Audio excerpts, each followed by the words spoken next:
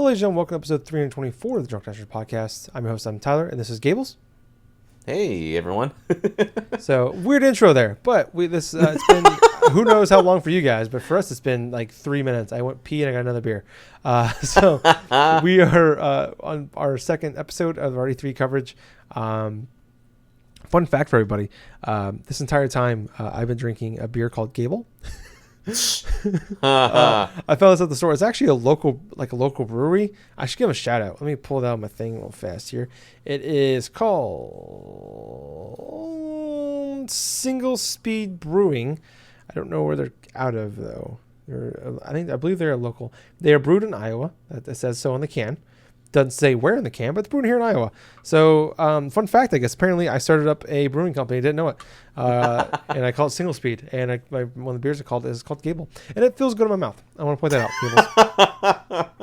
So, I am now 5 Gables in, plus the Gable I'm talking to on the Skype call right now. So, I have 6 Gables right now. It's a lot, but I enjoy it. It's great. Anyways, 6 Gables, 1 cup. Anyway. Oh, fuck yeah. But anyways, this is weird. So we just covered Microsoft. We're covering them in order of which they happened. We're covering Bethesda now on this show. This one was a little bit shorter than Microsoft. I think Microsoft was a little over an hour and a half. This one was like an hour and 20. So we're going to run through everything they talked about, and then we'll go back and we'll discuss our thoughts. And then at the end, we're going to give it a nice little out of 10 ranking. So for people that might have missed the last episode for some odd reason, Gables gave Microsoft a 7. I gave it a 7.5 out of 10. But going back to Bethesda here, they started off with Todd Howard came out, or P. Hines came out, the president of the company, and so Todd, and they kind of apologized in a way and made some jokes about Fallout 76. And then they talked about Elder Scrolls Blade, which is the mobile game that's coming to Switch this fall, and they'll have crossplay and progression for it. There's going to be a new mode called Wastelanders for Fallout 76. It's going to be free this fall, and it's going to have like you can do like make stories and stuff like that for your characters online, or for other characters to play online. There's going to be a Battle Royale mode in Fallout 76 as well. It was 52 players, and like the winner takes over the Vault 11, I think is what it is. Ghostwire Tokyo is the next game from Tango Games, which is they're the makers of Evil Within. Looks like there was a CG trailer. There was a couple minutes long, but there was no gameplay shown. And so yeah, that's no release date or anything like that. Just the Ghostwire Tokyo. There's an Elder Scrolls Online expansion. There's a long CG trailer for that. Then we had Commander Keen, which is a free-to-play phone game coming out sometime this year. Rage 2 is adding some like free content for it. Like there's like some just extra like game modes stuff you can play for it. That's coming out. There are gonna be new different challenges and stuff you can do every week for the next thing, like 6 weeks. They said. They showed off some gameplay and a trailer for Wolfenstein Youngblood, which comes out July 26th. Wolfenstein Cyber Pilot VR. They showed off a little bit of gameplay for that. That game is, I guess, coming out in July. I didn't even know that. Yeah, and then Deathloop was shown off. That is the next game from the Arcane Studios, which made the Dishonored game, Dishonored 1 and 2. But there was just a CG trailer for that. It's like a game where like you're an assassin and another person's killing you, and it looks like you're kind of like the 12-minute game from Microsoft, where you're in a loop where they keep killing you and you got to like stop the loop basically by stopping them from killing you, or kill them, one of the two. And then we had a bunch of Doom Eternal discussion and some gameplay, a lot of gameplay shown for that one. I think they spent more time on that than anything else. That game is coming out November 22nd. So Gables, what was your thoughts on Bethesda's press conference? I'll tell you what, if they just would have spent all of their time with Doom Eternal, this would have been a lot better of a press conference. Yes. Oh, boy. Where to start on this? Well, for one thing, Todd Howard coming out and actually going through and talking about like Fallout 76 and stuff, he didn't initially apologize for anything. Let's just be perfectly clear here. He didn't apologize for anything of Fallout 76. He talked about some of the issues they were coming across and stuff. But honestly, I still kind of felt a lot of it was just very disingenuous at heart.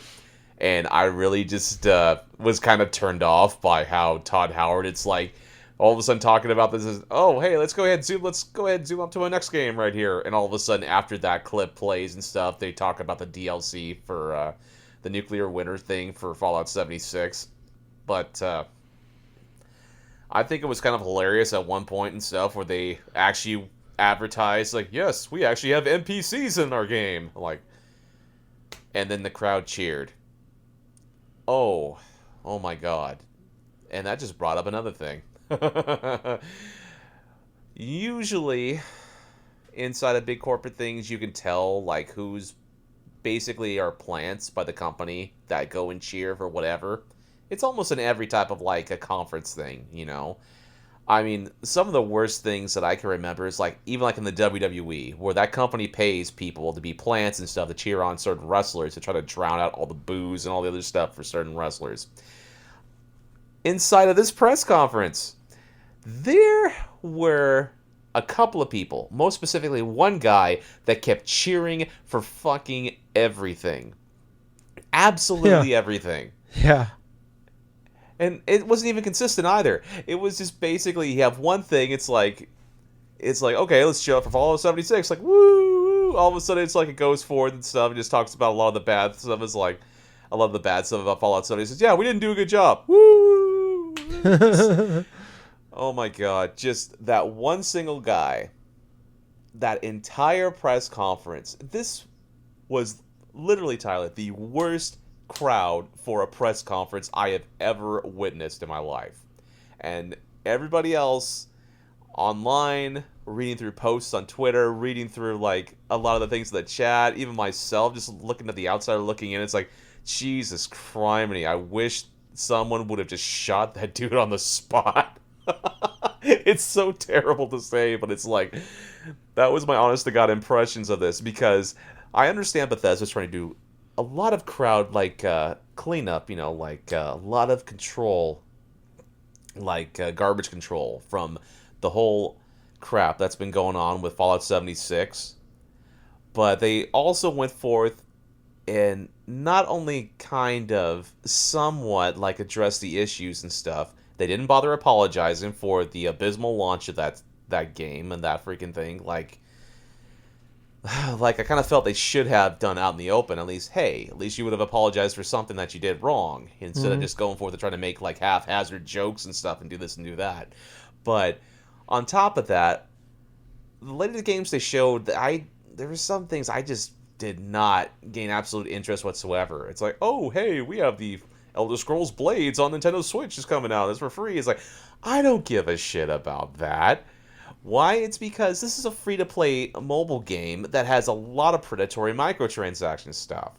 Why the hell would I want to just play, like, why the hell would I want to play this game on my Switch, where I could just basically buy fucking Skyrim and play it on my damn Switch? Here's a freaking, like, Elder Scrolls experience. Let's go ahead and play some Skyrim. At least that's a good game that you didn't fuck up. It's still pretty broken.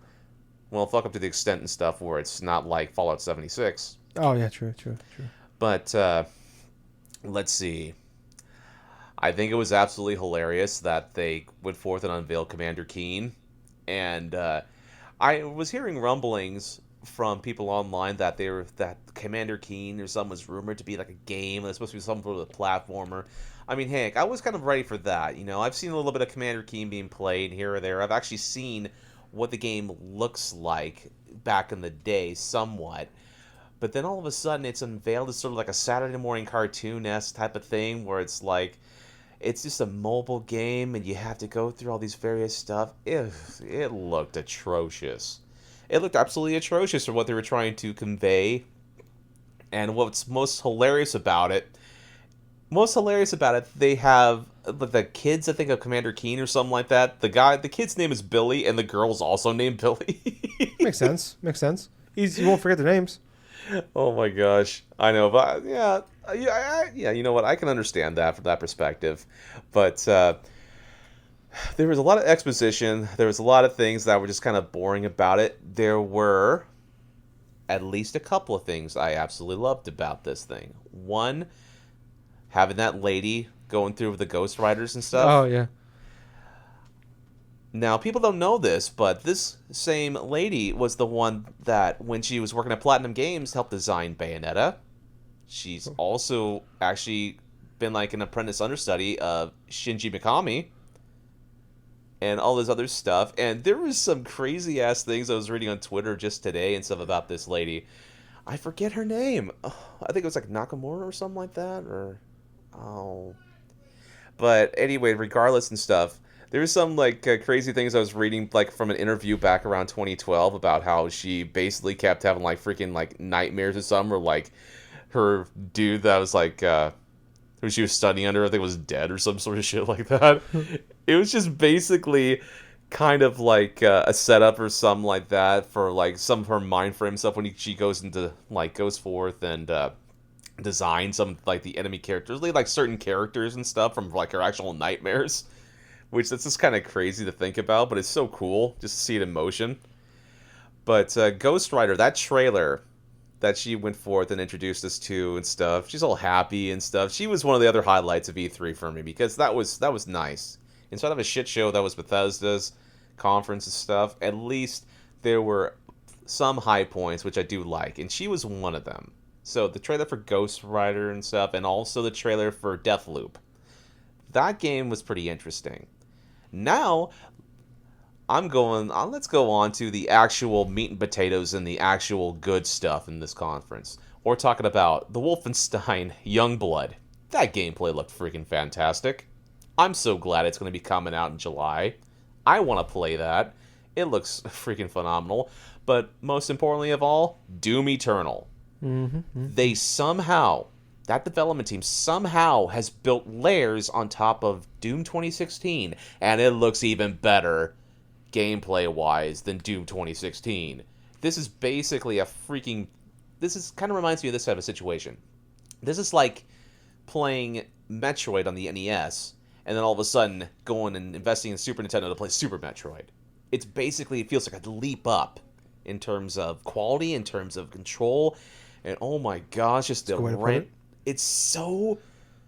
There is so much awesomeness just oozing out of the gameplay and stuff. Not just like the speed and durations and stuff, but like doing all these random like double dashes and doing all these freaking like combination things with the grappling hook and stuff. There's so many more options I can do to take out demons and just go through. And it actually has a cohesive sort of like universe type of thing where now you're not only facing off against demons and hell and stuff, but you're actually going forth and facing off against angels and all this other kind of crap. It's like, it makes absolutely no sense, but it's the Doom guy. It's Doom. You're shooting things. It makes absolute sense in that regard. But, oh my gosh, they showcase some bits of the platforming stuff, but you know what? I thought that was kind of okay. They weren't make or break inside of the original Doom. I mean, they weren't terrible, but obviously the best parts that I remember from 2016's Doom is when you're locked inside of like a big old room and there's so much that there's so many like ways you can go through and like platform up certain platforms. Just like go through taking out enemies, like meleeing them, and then all of a sudden just ripping out their guts or something like that, and just shoving things down their throats and all this other crap, those animated stuff. And to see more of that type of power trip, man, that just felt awesome. Everything about the gameplay, and they actually focused the most on Doom Eternal, which I'm thankful they did. Hell, the thing Bethesda could have done is just showed a couple of trailers, maybe say a little bit about Fallout 76, but just mostly focus on Doom Eternal. And that would have been a better conference than what they initially did. Yeah. Oh, boy. But regardless, there was two big things in that conference. But in the general grand scheme of things, I felt this was even worse than Microsoft's. Even Doom Eternal, even though I know that game's going to be good, and it's probably going to be one of those games on my list for the best of the year, I got to give this press conference a 5 out of 10. Wow. Okay. Wow. All right. Okay. I thought I was going to be harsh. Okay.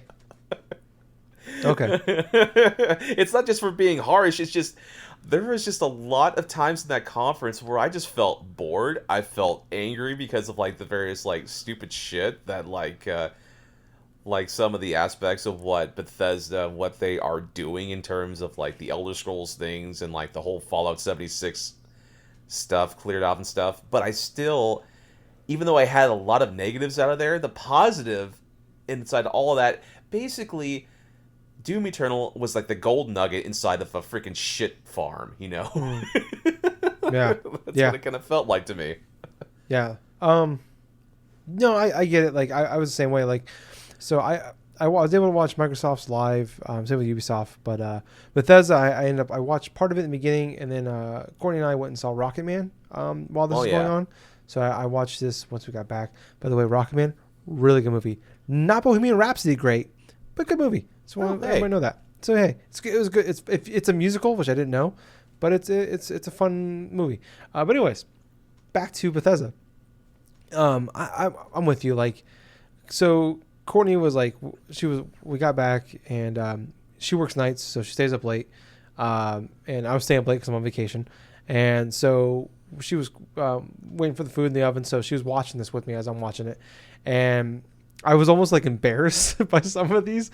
Like, I'm already like, she knows I'm a nerd. Like, and she accepts that. But when I explained to her I take time off of work every year for this, she's like, are you fucking serious, Tyler? And I'm like, no, it's really cool. Like, there's all kinds of cool, crazy shit happening. And then she comes in, it's like she comes sits down with me, and she sees Blade, and then she sees this Elder Scrolls card game, and then she sees fucking Commander Keen, and I'm just like, I'm so sorry. This isn't what normally happens at E3. I swear, it's way cooler than this. And it's like, that's where you got to take her aside. It's like, baby, everything you see on the screen right now, I'm just gonna let you know, this is absolute shit. Yes, this is the bad part of E3, but it's really cool. I swear to God. And then Doom happened, and not only did it save E3 or Bethesda for me, it might have saved our relationship. I don't know. Oh my God! She's funny. like, I'm not a gamer, but this looks dope as fuck, and I'm like, yes, thank you. She's like, I will watch you play this game. I'm like, I will fucking play Doom any goddamn time. And I told her there's a 2016 version. She's like, I'll watch you play that. I'm like, fucking right, let's do it. Like, what are we doing? Let's play it right now. But anyways, well, holy shit! I wish I had a girlfriend like that. That's awesome. I know. Yeah, I don't know. Anyways, like. So yeah, watch her listen to this. It's like, oh. No, there we go. No one, Courtney. She's as soon as she heard that her name wasn't mentioned, she quit listening 3 minutes in. I can say that because I know she won't hear this. No, with the way this whole thing started off, I made the jokes about Fallout 76, which knew would come. Anytime someone fucks up, they make jokes about the next year E3. It's just kind of par for course. But starting off Blade. That sucked. No one fuck that. Who cares? Wastelander DLC with expansion, whatever you call it, Fallout 76. That was weird. The Wasteland 3, that was very campy and that was very stupid. It's supposed to be like a serious sort of survival-esque type of a game and stuff. That's supposed to be very hardcore oriented. And it just looked absolutely just stupid, like a campy sort of type of like pseudo thing that's been overdone, quintessentially. Yeah. So. Whatever. Like, I heard the game's getting better. It runs better. It's a Fallout game or Elder Scrolls game, so it's glitchy, but it's at least works now. So that's cool that they're still adding shit to it. And it's better now. Ghostwire Tokyo. I'm interested, not based off the CG trailer, but because it's Tango Games, which I was really bummed out about because like I audibly not gasped, but like really. Like, that was my reaction when I heard that. They're like, I love Evil Within 1 and 2. Maybe it's a good thing they're taking a break from it and they're going to a different game, but I love Evil Within games and would love another one. I hope there's still a chance we get a third one. But I'm excited. I'm so excited to see what this game could be. And I'm glad but this one sounds like it's going to be more focused on the combat side of things. So it's going to be like a horror style game, but it's more combat focused, which that was kind of like. Everything about Evil Within games were great, but the actual like combat side of it was good. It wasn't like if it was a game that focused on it for them, it would not have it didn't have the world and the narrative and all of the horror aspects of it, it would not have been as nearly as good as it was. Like that's definitely the downside of their games. And not to say it's bad, it's just not great. So to see that they're making a new game that's gonna, yeah, oh boy, bless me. But to see that their next game is gonna focus on the combat elements and the action elements, it's kind of disappointing. Like it concerns me. This might be like the Resident Evil 5 or 6. God. I didn't think about Resident Evil 6 until I said it out loud, and I just got a like inverse boner. Just this whole press conference was just bleh. Except for like Wolfenstein Youngblood. It's a game I was already excited for. Like mildly excited for. I was looking for it like I was like the Wolfenstein deal, like not the DLC, but it was like a Wolfenstein mini game they put out essentially where it was like $20. It was like a 3 or 4 hour little thing that was like in between 1 and 2, I think.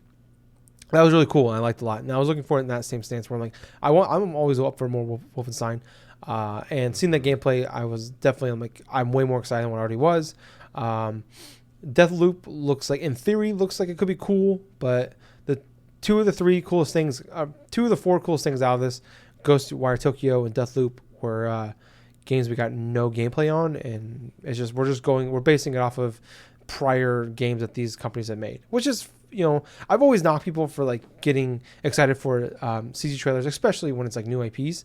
But I don't know. It just like that's bad when like you'd only talked about like 10 games, and 2 of the 4 that people are talking about are games that are new IPs. Which is good, they're making new IPs, but bad that like they didn't really show anything, kind of thing. Yeah. That's the way I've always felt about that kind of stuff. And that's my like people freak out. Oh, that game looks amazing. I'm like, we didn't see shit. It was a 2-minute trailer of CG. We got nothing. Like we got like an idea of what this game might be, but we haven't seen shit. A little bit of a rant there for Tyler, but Doom Eternal looks great. I didn't need to see gameplay. Like I'm not upset they showed us gameplay, but I was definitely. I'm happy they did. It looks great. It looks phenomenal. Like I said, Courtney was like, that game looks fucking dope. And I was like a fucking giddy little squirrel girl watching this fucking thing. And then when they said November 22nd, I went, are you fucking kidding me? I know, right? Can we November 22nd. Can we stop with November? November is cut off for everybody, okay? I'm shutting it down. November 8th, Death Goddamn Stranding. November 15th, Pokemon and motherfucking Star Wars. November 22nd, Doom Eternal. It's done. November is done. We're cutting it off the whole month. And then the end of October, we have fucking Call of Duty and fucking Outer Worlds. We're done. November's done. Okay? Fucking stop. The 3 of the 4 games I'm looking forward to the most outside of Gears 5 that we know of so far. We've got a couple more stuff going on for E3. But 3 of the 4 games I'm most excited for in 2019 are coming out in 2 weeks, within 2 weeks of each other. Oh my god, it's like freaking Game of the Year stuff. Me. It's like all coming in like a freaking threes inside of 1 month. That's just ridiculous. Yeah. Fucking stop. Please. Somebody needs to delay their game. I don't care who it is. Just delay it to like mid-December or something. Or release one 2 months earlier. Because there's nothing in like September, October. Outside of like end of October and like Gears 5 in September. And Borderlands. And then it's fucking bullshit November. God fucking damn it, man. Fuck. Anyways, this press conference was garbage. I hated all but like 20 minutes of it, and it was an hour and 20 minutes, and 15 of that was fucking Doom. Like I said, Wolfenstein Youngblood looks awesome. Ghostwire Tokyo, I'm excited for, based off of Evil Within.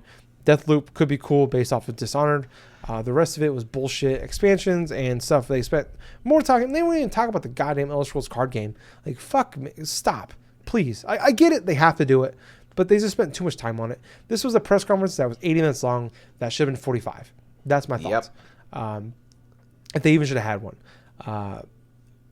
But, I don't know. I thought I was going to be harsh when I was thinking about a number grade for this. You give it a 5 out of 10. I was thinking I was gonna give it a 6 out of 10. I'm like, that's rough because Doom, that game, that's probably my favorite game of E3 so far. But if it wasn't for Doom, this would have been a 5 for sure. Like outside of Youngblood, nothing excited me, like got me like, oh, this could be really cool. I'm looking forward to this. So yeah, I'm a 6 out of 10 as year 5. I'm a 6.